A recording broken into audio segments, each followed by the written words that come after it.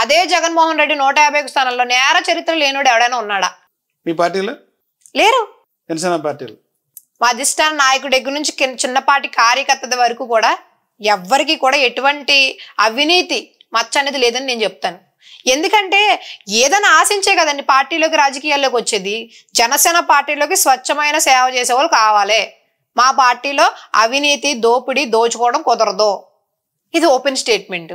అవినీతి రహిత party Janasena party. దోచుకోవడం కుదరదన్నప్పుడు గత 2 రోజుల క్రితం నుంచి ఒక సోషల్ మీడియాలో ట్రోల్ అవుతుంది. మాజీ మంత్రి దేవినేని ఉమా గారిని, కర్ణాటక రాంబాబు గారిని ఆడియో ట్రోల్. 100 కోట్లు ఇప్పటికే 100 కోట్లు సంపాదించాడు మన ఎమ్మెల్యే అని చెప్పి అంటారు. మీ పార్టీ ఎమ్మెల్యే నిజంగా 100 కోట్లు సంపాదించారా? ఏడాదిలో 100 కోట్లు సంపాదించారా?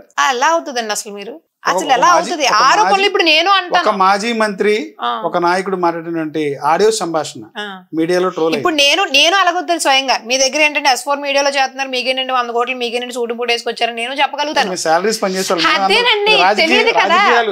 రాజకీయాలు అనేటప్పటికీ ఒక కాన్స్టిట్యున్సీ ఎమ్మెల్యే వేరు, మాలాంటి ఎంప్లాయీ వేరు కాదు. రాజకీయాలు అనేటప్పటికీ ఈ 100 కోట్లు ఉంది, 50 కోట్లు ఉంది, 1,00,000 కోట్లు ఉంది అని చెప్తారు. వాస్తవాలు వచ్చేటప్పటికి ఏం జరగవు కదండి. వాస్తవాలు వచ్చినప్పటికి ఏం జరిగింది ఏంటనేసి ఇప్పుడు డిబేట్ లో పాల్గొమాలనే స్వయంగా నేనే చెప్పగలుగుతాను ఎవరి చరిత్ర ఏంటనేది. పార్టీ ఎలా స్పందించింది ఈ ఆడియో ట్రోల్ మీద? స్పందించడానికి ఇప్పుడు ప్రతి చిన్న విషయానికి కళ్యాణ్ గారు వచ్చి లేదంటే నాయకులు 100 కోట్ల ఆరోపణ అంటే మీకు చిన్న విషయం అంటారా? చిన్న విషయం అనేది కాదు, ప్రూఫ్స్. మళ్ళా మాట్లాడేది కూడా ఒక మాజీ మంత్రి కేడీసీసీ చైర్మన్ చేశారు ఆయన కూడా. వాళ్ళిద్దరి మధ్య జరిగినటువంటి ఫోన్ కాల్ అది ఆడియో పెద్ద వైరల్ అయింది. అది పార్టీకి సంబంధించి సోషల్ మీడియాలో మెయిన్ మీడియాలో కూడా వచ్చింది. 100 కోట్లు సంపాదించంట కదా ఏడాదిలో అని చెప్పి అన్నారు. అంటే ఏడాదికి 100 కోట్లు అంటే 5 సంవత్సరాల్లో 500 కోట్లు సంపాదిస్తారా ఒక ఎమ్మెల్యే? ప్రూఫ్ ఉందంటారా? అది మీ పార్టీ అడగలేదు. మాజీ మంత్రి ఫర్ ఎగ్జాంపుల్ మా ప్రతిపక్షాలు ఎవరైతే ఉన్నారో నేను ఫోన్ చేసి ఇదని చెప్తాను, అది ఆడియో లాక్ అవుతుంది, వీటిని ట్రోల్ చేసేస్తారు. అది కాదు కదా, సాక్ష్యాలతో నిరూపించాలి కదండి. ఇప్పుడు ఇన్కమ్ ట్యాక్స్ ఐడి పంపించమని మీ పార్టీ యాక్షన్ తీసుకుందా అంటే ఖచ్చితంగా అది వాస్తవం అని తెలిస్తే దాని పక్కన మాట్లాడగలుగుతారు. దానికి సంబంధించినటువంటి ఎందుకు అంత 100 కోట్ల ఆరోపణ అంటే చిన్న విషయం ఏం కాదు, పెద్ద విషయం. దాని వెనకాల ఎవరు బడా నాయకులు ఉన్నారు అనేది కూడా పార్టీ ఖచ్చితంగా వెలుగులోకి తీసుకొస్తుంది. రాష్ట్రంలో రెడ్ బుక్ పరిపాలన నడుస్తుందా, అంబేద్కర్ రాజ్యాంగం నడుస్తుందా? అదైతే కన్ఫ్యూజన్ అయినటువంటి విషయం. రెడ్ బుక్ అనేది లోకేష్ గారు ఒక అంశం మీద తీసుకొచ్చారు. అంబేద్కర్ గారి రాజకీయం ప్రజాస్వామ్యంలో అవినీతి లేకుండా మచ్చ లేకుండా రాజకీయాలు ముందుకు నడవాలి అంటారు.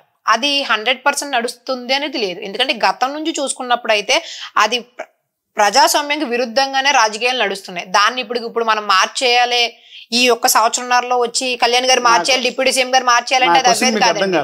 పరిపాలన ఆంధ్రప్రదేశ్ లో అంబేద్కర్ రాసిన రాజ్యాంగం నడుస్తుందా, నారా లోకేష్ గారు చెప్పబడే రెడ్ బుక్ నడుస్తుందా? దానికి నేను చెప్పలేను. అంటే 100% వైసీపీ అనేది ఏంటంటే రెడ్ బుక్ పరిపాలన భాగంగా అక్రమ కేసులు పెడుతున్నారు, అక్రమ కేసులు పెట్టి అన్యాయంగా ఇరికిస్తున్నారు అనేది, ఎవరైతే వైసీపీలో ప్రధాన నాయకులు ఉన్న వారి మీద అక్రమ కేసులు పెడతారు అనేది దానికి ఉదాహరణ ఈ రెడ్ బుక్ అంటారు. ఇప్పుడు కాదంటారా? లోకేష్ గారు ఏ విధంగా అయితే దీన్ని తీసుకొచ్చారంటేనండి, ఎవరికి ఇప్పుడు మహిళలకి, ఇప్పుడు నేను వచ్చానండి స్వచ్ఛంగా రాజకీయాలు చేయాలని రాజకీయాల్లోకి వచ్చాను, నాకు ఇబ్బంది జరుగుతుంది, నన్ను ఇబ్బంది పెడితే వాళ్ళ మీద యాక్షన్ తీసుకోవడానికి నేను రెడ్ బుక్ అనేది ప్రవేశపెట్టాను అన్నారు. అంతేగాని అరాచకాలని లేదంటే తప్పుడు కేసులు పెట్టి జైల్లో పడేయడాలని ఇబ్బందికరమైనటువంటి స్టేట్మెంట్లు ఏమి ఆ రెడ్ బుక్ లో లేవు. ఇంకా దానికి మీరు అనేదానికి ఇంకేముందని సంబంధం. రెడ్ బుక్ పరిపాలన కొనసాగుతుంది అని అంటే అక్రమ కేసులు పెడుతున్నారు. వైసీపీలో ఉన్నటువంటి ముఖ్య నాయకులు ఎవరైతే ఉన్నారో, ఎవరైతే యాక్టివ్ గా ఉన్నారో వారిపైన అక్రమ కేసులు బనాయించి అరెస్టులు చేసి లోపల పెడుతున్నారు అనేది ప్రధానమైన ఆరోపణ వైసీపీ చెప్పి. అసలు నిజంగా రెడ్ బుక్ పాలనే మన ఆంధ్రప్రదేశ్ లో రాష్ట్రంలో కొనసాగుతుంది అని మనం అనుకుంటే 151 మంది ఎక్కడ ఉండాలండి ఈ రోజు? మీరు చెప్పండి. 151 మంది ఎక్కడ ఉండాలి? కేసులు ఉన్నాయి, కేసులు రన్ ఉన్నాయి, బెయిల్ మీద బయట తిరుగుతున్నారు. వాళ్ళు చేసినటువంటి గతంలో అవినీతి తవ్వుకుంటే అంచెంచుల కింద ఉంది. అది మన మాటలో చెప్పుకోలేనటువంటి విషయం. రోజయ్యే ఈ రోజు జైల్లో ఉండాలి. చేసినటువంటి టీటీడీ టికెట్ల విషయంలో కానీ లేదంటే టూరిజం అడ్డం పెట్టుకుని కానీ. మరి ఇప్పటికి దాని మీద గవర్నమెంట్ మీరే ఉన్నారు కదండి, కూటమి ప్రభుత్వం ఉంది కదా, దాని మీద ఎంక్వైరీ చేసి అదే పర్సన్ జైలు పెట్టాలి. ఎంక్వైరీ ఆల్రెడీ వేస్తున్నారు కదా, నడుస్తుంది. అంటే మీరు చెప్తున్నది ఏంటంటే ఇప్పుడు ప్రజాస్వామ్యాన్ని కొల్లగొట్టి మేమేదో రెడ్ బుక్ అనే దాన్ని ప్రవేశపెట్టి అక్రమంగా మేము కేసులు పెట్టి మేము పరిపాలన కొనసాగిస్తాం అన్నటువంటి విషయంలో చెప్పారు. అదైతే వాస్తవంగా ఎక్కడ జరగట్లేదండి.